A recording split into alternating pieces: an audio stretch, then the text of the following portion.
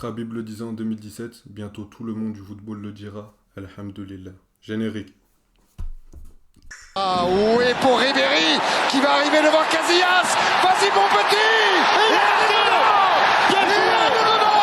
Le premier but de Ribéry. Bonjour à tous. On espère que vous allez bien. Nous ça va. Avant de commencer, on arrête de rigoler. On s'abonne, on like, on active la cloche, on s'abonne aux réseaux sociaux et après on rigole. D'abord on fait ses devoirs. Malik, comment tu vas? Fallait hausser le ton un peu. Bref, on commence. Moi, ça va très bien. J'espère que vous avez aimé l'intro d'Ayoub. Est-ce qu'il a raison? Est-ce que le monde du football va vers là? On va en discuter. En tout cas, moi, je vais bien. Ayoub, toi, j'espère que tu vas bien. Vous, derrière vos écrans, j'espère que vous allez bien aussi. Comme Ayoub vous a dit, petit like, vous abonner, ça nous ferait énormément plaisir, s'il vous plaît. Commentez, surtout. Commentez. Voilà, Ayoub, lance-nous le programme du jour. Bon, voilà, on a parlé du mercato dans la minute mercato, mais il y a un truc, il y a beaucoup de joueurs dont on n'a pas parlé, parce qu'on voulait en dédier une vidéo. Beaucoup de joueurs viennent en Arabie Saoudite. Cristiano Ronaldo a commencé l'hiver dernier, Karim Benzema a suivi pour un contrat de 100 millions par an, les joueurs de Chelsea se sont aussi pas mal expatriés en Arabie Saoudite, on entend de plus en plus de transferts qui vont vers là, donc on va se poser deux questions. La première, est-ce que ça tue le football? Oui, vous avez vu un titre un peu provocateur, mais bon, on s'est toujours posé ces questions-là quand il y a eu des choix plutôt axés sur l'argent pour les joueurs de foot. Et la deuxième, là on va bien rigoler, mais est-ce que c'est un concurrent dans le futur, bien sûr peut-être pas la saison dernière, mais un futur concurrent au championnat européen? Malik, dis-nous, est-ce que ça tue le football? Je t'en prie. Non, pour moi, pas du tout. Pas du tout. Pourquoi? Parce que pour moi, c'est juste que c'est maintenant l'Arabie Saoudite. Avant, à un moment, c'était plus la Russie. À un moment aussi, ça a été la Chine. Et maintenant, c'est l'Arabie Saoudite. C'est juste, voilà, les clubs de ces pays-là qui veulent essayer de développer, on va dire, ce beau sport qu'est le football dans leur pays. Et surtout qu'ils savent à quel point le football rapporte de l'argent. Bah, ils essaient d'amener ça dans leur pays. Et là, c'est juste autour, si je peux dire ça comme ça, de l'Arabie Saoudite. Là où c'est plus, comment dire, plus choquant, pas choquant, mais plus marquant que les autres pays que j'ai pu mentionner. On a pu voir des grandes stars y partir comme la Russie, la Chine, etc. à des moments. C'est que déjà, leur premier gros transfert qu'on a eu dès la fin de l'année 2022, Cristiano Ronaldo. Et on sait tous c'est qui Cristiano Ronaldo. On ne parle pas d'Axel Witsel sans lui manquer de respect. On ne parle pas d'Yannick Carrasco. Là, je mentionne que des Belges presque. On ne parle pas de Hulk ou Oscar. On parle de Cristiano Ronaldo. L'un des meilleurs joueurs de tous les temps, voire le meilleur pour certains. Donc ça a été un gros choc. Et le fait qu'il ait été là-bas, beaucoup sont... Comment dire, beaucoup se sont moqués de cela, on va dire.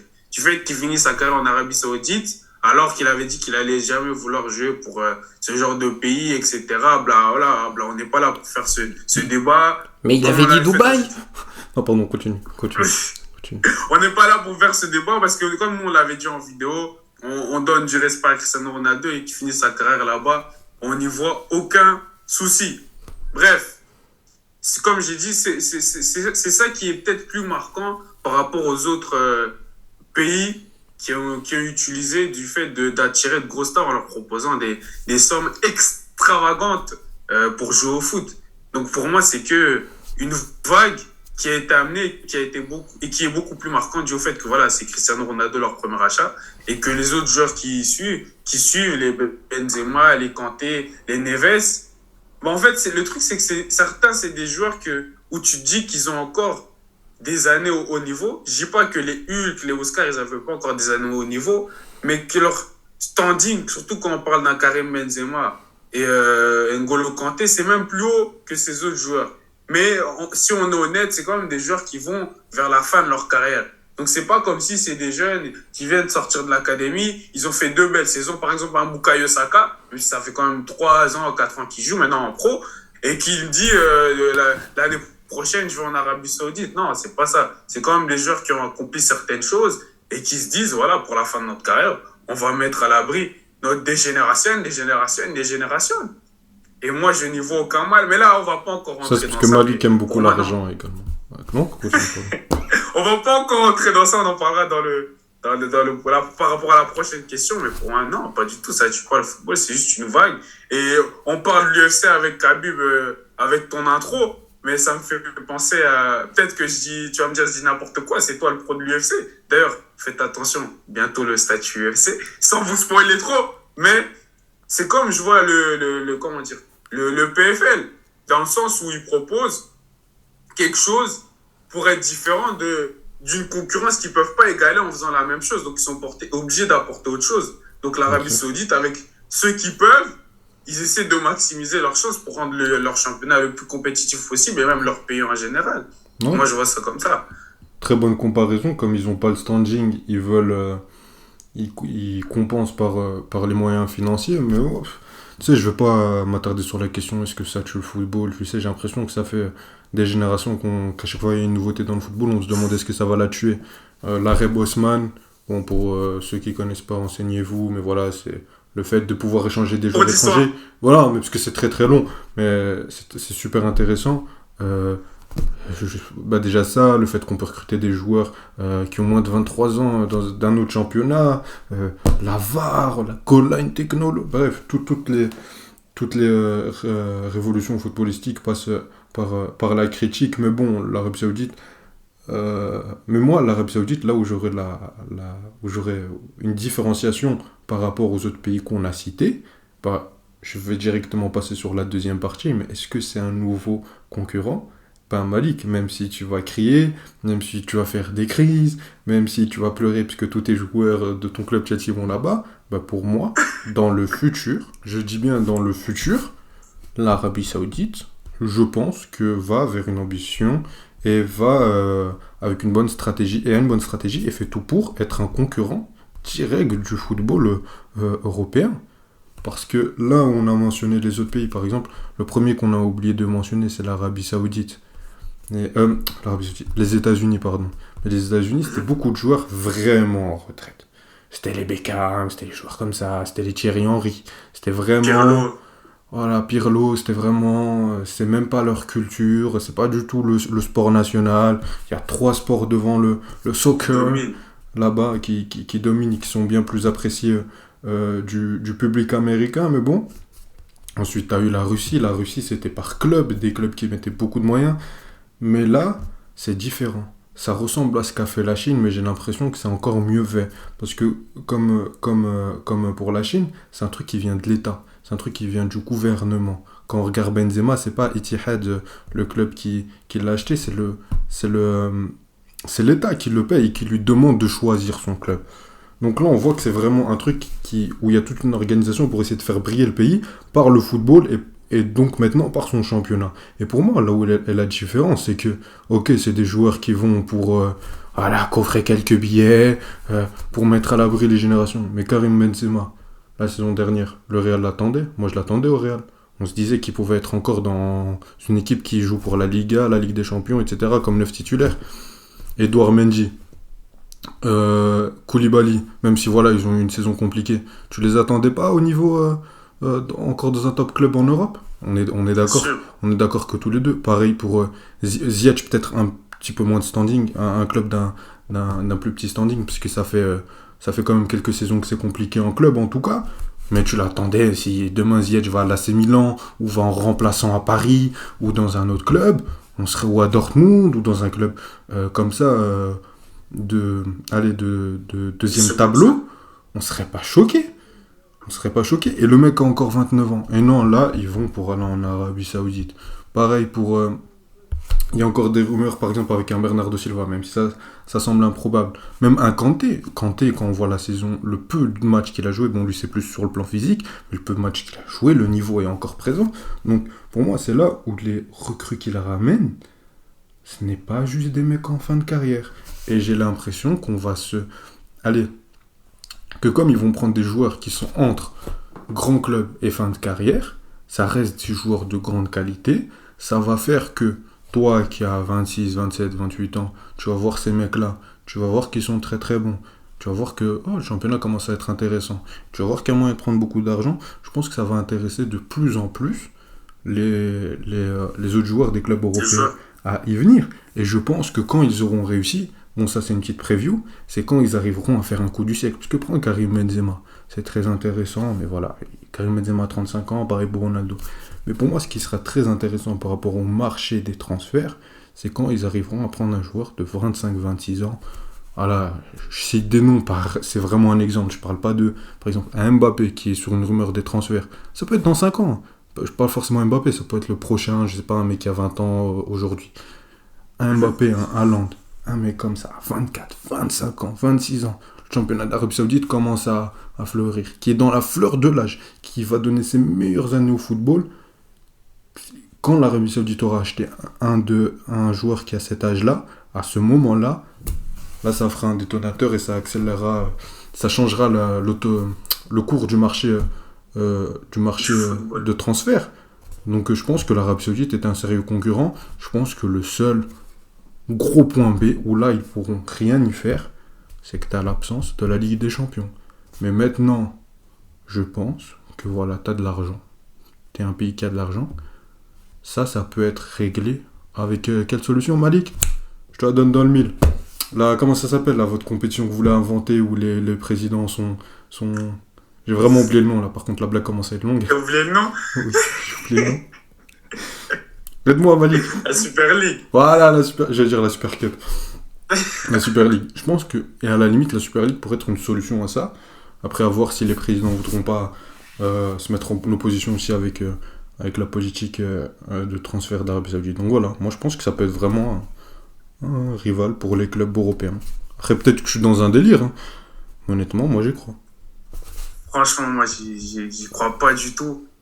Mais je vais même pas forcément te donner des arguments pour dire contre. Mais rien que sur l'aspect, tu as parlé du fait que dans le football, on est un peu limite conservateur. Dès qu'il y a une nouveauté, ça nous pose problème, tu vois. Et je pense même, les joueurs, même en académie, genre par exemple, tu as 16, 15 ans, et même quand tu as 20, 21 ans, tu joues, imaginons, à Lyon.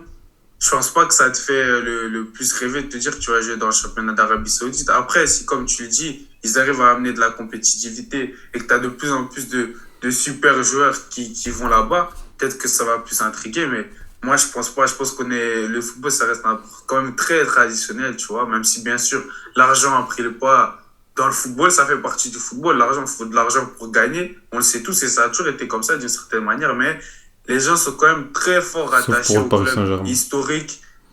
clubs historiques en Europe dans le foot, tu vois, qui fait que je pense que ce sera dur quand même de dépasser, qu'une compétition hors Europe dépasse les championnats ou même la Ligue européenne s'il y a une Super League, tu vois, sur cet aspect-là. Mais moi, c'est plus une question que je vais te poser par rapport au fait que t'en penses quoi des gens qui peuvent critiquer les joueurs qui décident justement d'aller jouer en Arabie Saoudite et ils font pas le choix du cœur, ils font le choix de l'argent et justement c'est ça qui entraîne les gens à dire ça tue le football, qu'au final les joueurs ils vont juste pour l'argent en fait, tu vois. Qu'est-ce que t'en penses de ces gens qui critiquent les joueurs? Tu sais Malik, quand on parle du domaine du sport, au-delà du football, hein, je suis toujours à placer là les mecs qui mettent le sportif au-dessus de tout. Mais quand tu prends les joueurs qui sont partis, c'est quasi tous des mecs qui étaient dans des situations sportives compliquées. Pour beaucoup, voilà, c'est un truc où on n'est pas là pour faire malgré l'intro, on n'est pas là pour faire du prosélytisme religieux.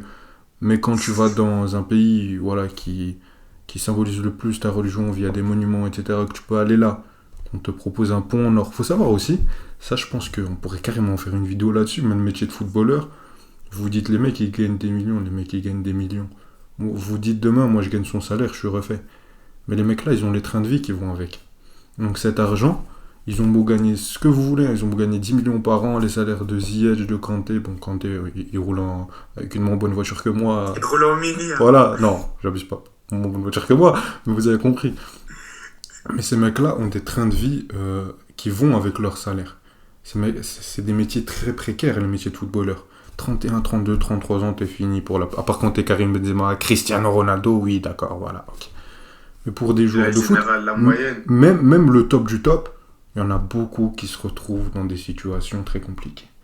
Il y en a beaucoup qui se retrouvent à 30 ans, ok, ils ont 1 ou 2 apparts, mais il ne faut pas croire qu'ils vivent encore la vie de palace. Hein.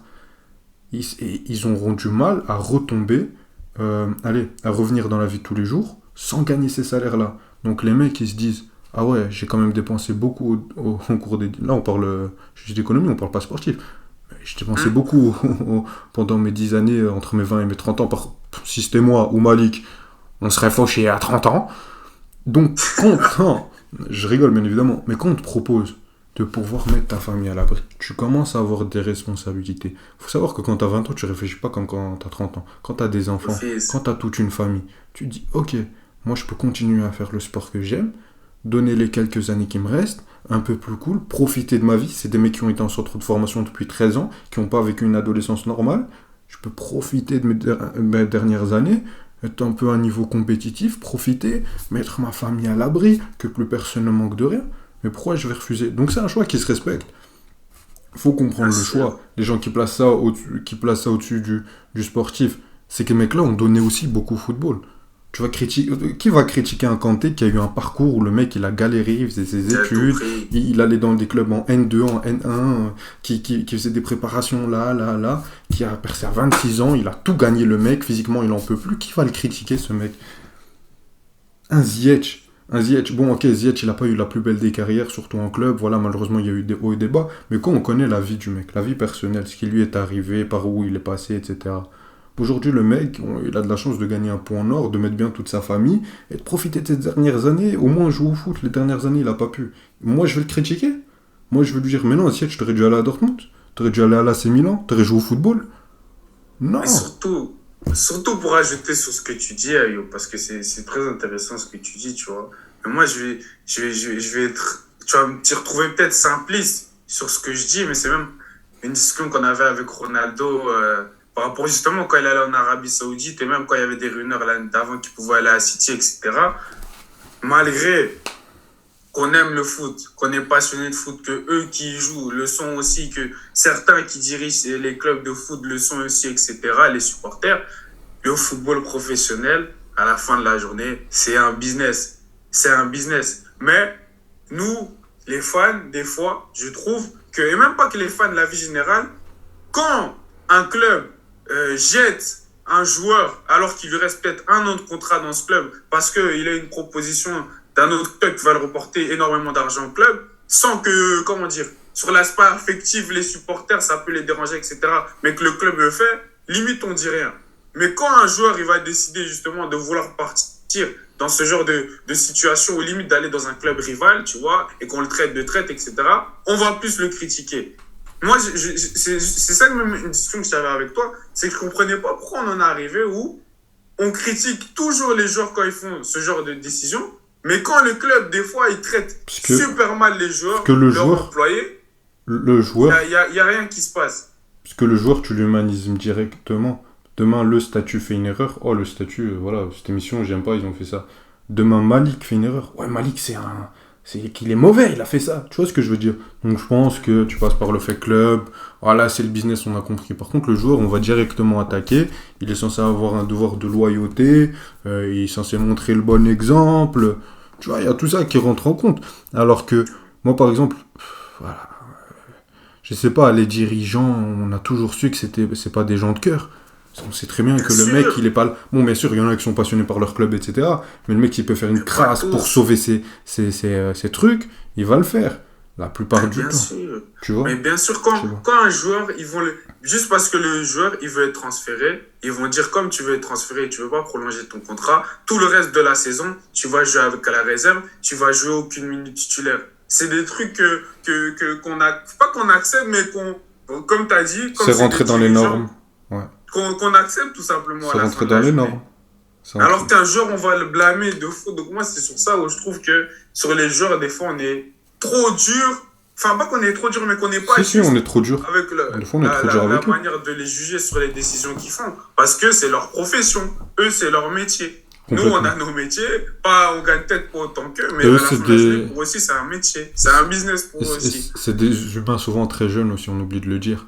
Parce que quand on voit des jeunes qui ont la vingtaine, des erreurs qu'ils font, au début de trentaine, mais quand t'es footballeur, t'as beaucoup moins l'erreur. Je pense qu'on peut terminer sur ces belles paroles. Exactement. Si vous êtes d'accord avec nous, je suis quasi ému. N'hésitez pas à liker, faites-le parce que je suis ému, s'il vous plaît. Vous abonner, activez la cloche. Demande-leur aussi de nous donner ce qu'ils en pensent en commentaire sur tout ça. Bah, tu l'as fait. Dites-nous ce que vous en pensez. Est-ce que c'est un concurrent au football européen? Est-ce que bientôt Al Nasser va battre Manchester City? Dites-le. Est-ce que Benzema va mettre encore des triplés en Ligue des Champions, en Super League? On sait pas. Dites-le nous. Un grand merci à vous. Abonnez-vous à nos réseaux sociaux. Salut. Ciao, ciao.